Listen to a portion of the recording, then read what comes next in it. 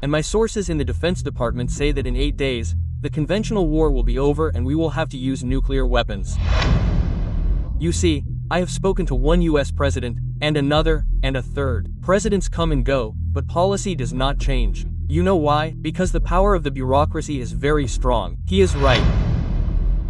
Russia will either be independent and sovereign, or it will not exist at all. I wanted to convey this to our partners in the hope that they will listen and somehow change their attitude towards Russia. They continue to believe this nonsense that Russia is weak, that Russian society is fragile, that Putin is a, quote, hated dictator. We are at war with Iran, and people do not seem to understand that. Eastern Ukraine is a real threat to Russia, given what we have done to strengthen that part of the world and attack Russia. Nobody can play with me. I am Trump, you know, I am a tough guy. I am the boss. You can't play with me. Putin will not play with me. This nonsense has nothing to do with what's really going on. We're allies of NATO and Ukraine against Russia. We're allies of Netanyahu and Israel against Iran. We're heading toward World War III. Colonel Macgregor, my friend, thank you very much for being here. Before we get to the big picture of how unstable and dangerous Ukraine has become in the Middle East, President Trump said this just 15 minutes ago. It's Monday, early afternoon, and he announced a dramatic change, a dramatic increase in the amount of weapons that the United States will be sending to Ukraine through intermediaries, selling them to allies who will then either sell them or give them to Ukraine. But the amount of weapons is significantly higher than what it was even under the Biden administration. How do you assess that, Colonel? Well, I think in terms of what could have been announced but wasn't, it's probably not as dangerous as it could have been.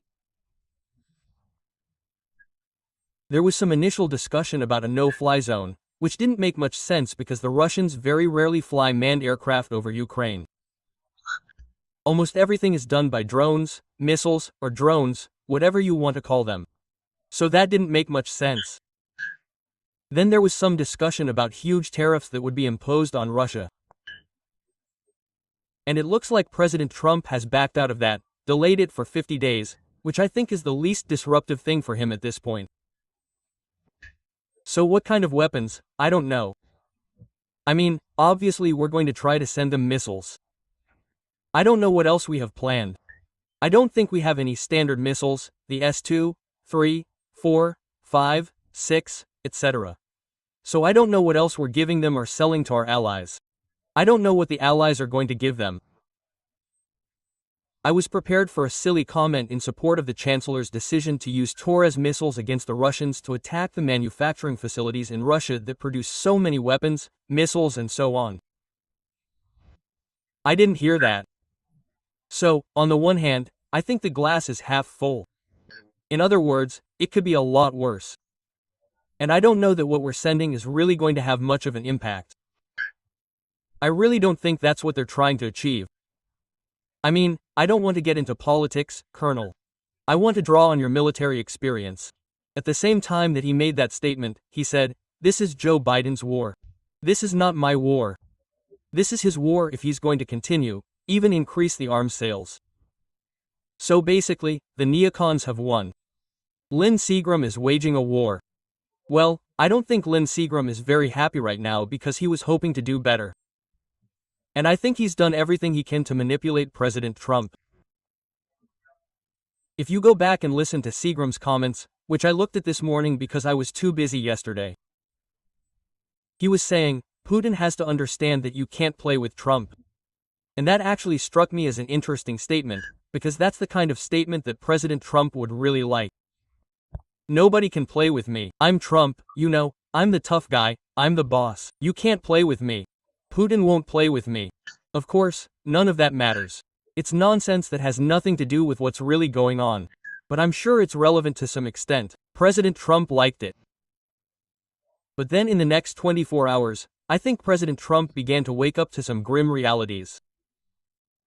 We now have 8 days of missiles. I'm talking about conventional missiles. I don't know how many long-range air defense missiles we have, but the fact is, in 8 days, we're going to run out.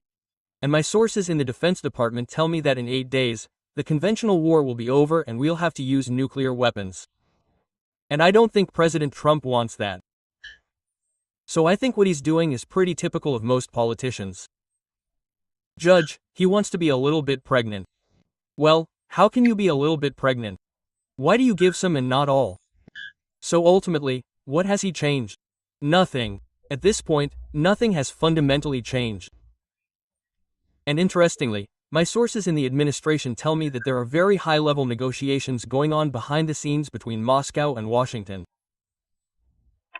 And they seem to be going well. So, it's the same old thing. Politicians don't like to make drastic measures. They don't like to take a stand unless they know they're going to get their way.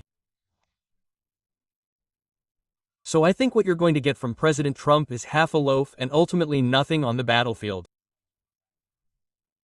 Here's the piece you're talking about from Senator Graham. I expect you're going to see record amounts of weapons in the coming days to help Ukraine defend itself. I expect President Trump to have access to tariffs and sanctions in the coming days that he's never had before. I expect Europe to give Ukraine more support in the coming days. Putin miscalculated. For 6 months, President Trump has been trying to lure Putin to the negotiating table. The attacks have increased, they've decreased. One of Putin's biggest miscalculations is playing with Trump. And you're going to see a massive effort in the coming days and weeks to bring Putin to the negotiating table. And for those who are helping him, China, buying cheap Russian oil and not taking any responsibility, these are the days to come. And how naive is he to think that President Putin will sit down at the negotiating table when his military objectives, which he is close to achieving, are achieved? That is absurd. And again, President Putin has always been very clear about his position, Russia's position. That has never changed. The real question is, why should the Russians believe anything we say? This goes back to the coup in 2014, the subsequent Minsk agreements, the arms control agreements that we unilaterally rejected as unnecessary. Why believe anything we say? And I think President Putin has been very straightforward and honest with President Trump. And people keep telling President Trump that he has to give. If he doesn't give in, you lose. You have to be the winner. It's confusing because either President Trump was much more rational 9 months ago when he realized that there is nothing in this area called Eastern Ukraine that justifies spending American blood and treasure, that there's nothing to gain, and that he really wanted to end the war. But every time he tried to end the war, people like Lindsey Graham would say, "Come on, President, you've been played. Don't you get it? You've been played." And unfortunately, that resonates with President Trump. You listen to him on the golf course and he'll say, "You've been played. You can't let that happen. That's complete and utter nonsense. We don't care what's going on in Eastern Ukraine. We never have." And Trump always had the opportunity to end it by just saying so and walking away. But we want to be seen, or President Trump wants to be seen, as a hero who brought peace. That's not going to happen. Right. Interesting. Senator Graham and his colleagues who agree with him still think they can use the war in Ukraine as a cudgel to remove President Putin from office. We haven't heard anything like that lately. No, they're still living in a fantasy world. As we've said many times, they continue to believe this nonsense that Russia is weak, that Russian society is fragile, that Putin is, quote, a hated dictator. We're good liberal Democrats who want to bring peace and happiness everywhere, which really means we want to bring a bunch of the lowest forms of human life into Russia in the private sector to loot while we install a puppet in Moscow. Why didn't that work? It's not going to happen. Now people are really looking at repeating that process against Iran. But as far as Russia is concerned, that's over. And it's not going to affect Russia's actions at all. They're going to proceed as planned. And 50 days is an interesting choice. In 50 days, the Russians could be standing on the border with Poland. Right, Colonel. I'm going to play the tape. What you may have seen. It's not a new tape. This is President Putin in 2017, essentially saying in his own words that whoever you vote for, you're going to get John McCain. American foreign policy doesn't change. I think you'd agree with that. I have a certain point of view. You see, I've talked to one US president, and another, and another. Presidents come and go, but policy doesn't change. You know why? Because the power of the bureaucracy is so strong. So somebody gets elected, they come with their ideas, and then people show up with briefcases, well-dressed, in dark suits like mine, but not red, black or navy.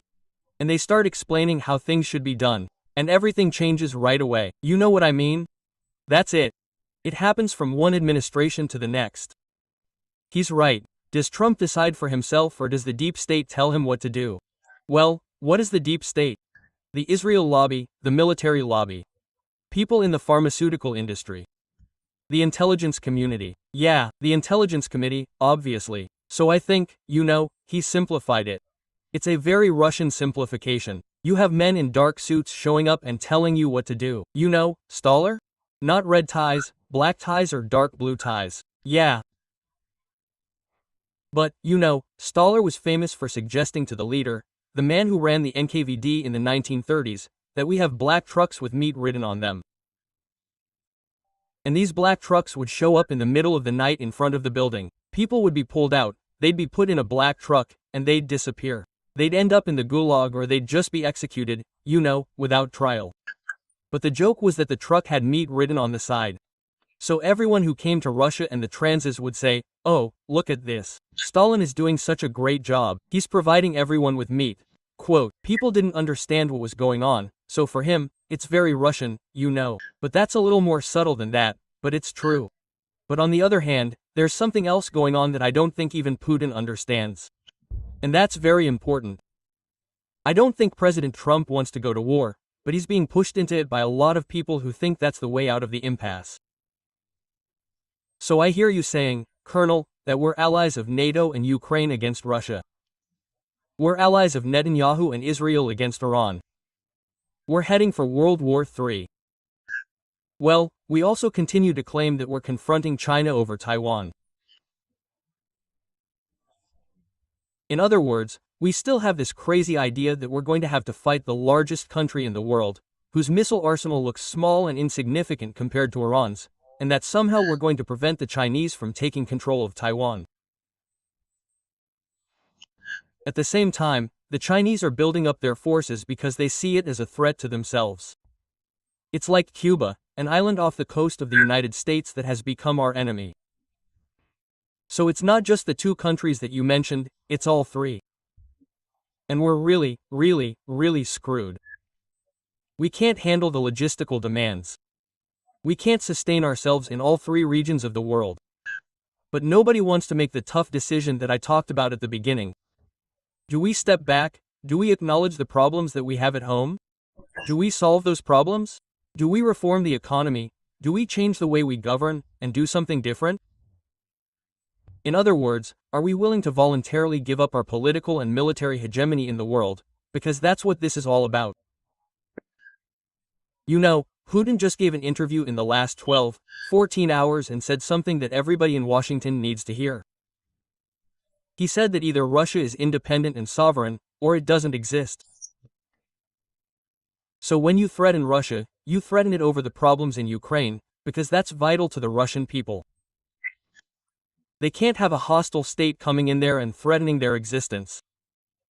If you tell them you are going to impose sanctions on them that they have never seen before, with the aim of destroying their economy, they will say, "We will fight." He says it politely. He does not pontificate like President Trump would. He does not say, "I will destroy them. I will break them." Quote, he does not say that. These people are professionals in Moscow and Beijing. They're even professionals in Tehran. They do not use that kind of rhetoric. But we need to understand something. He is serious. Either they are sovereign and independent, or they do not exist. That is how serious he is. Number 6. Russia will either be independent and sovereign, or it will not exist at all. I wanted to convey this to our partners in the hope that they will listen and somehow change their attitude towards Russia. Considering that, for example, since the 1990s, they promised us not to expand NATO to the east. They lied at every turn, constantly deceiving and pretending that none of this is happening.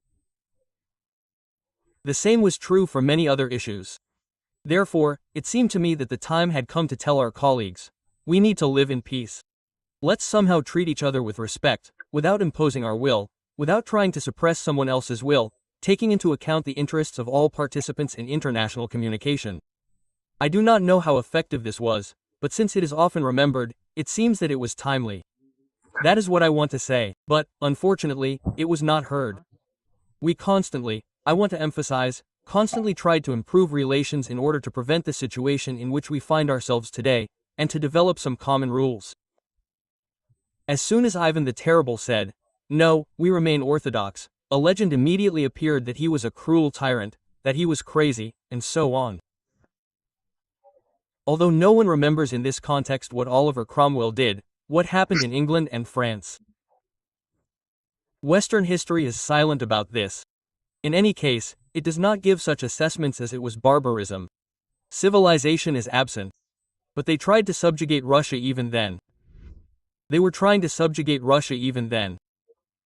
Very, very smart, insightful, and well-articulated analysis, as you noted.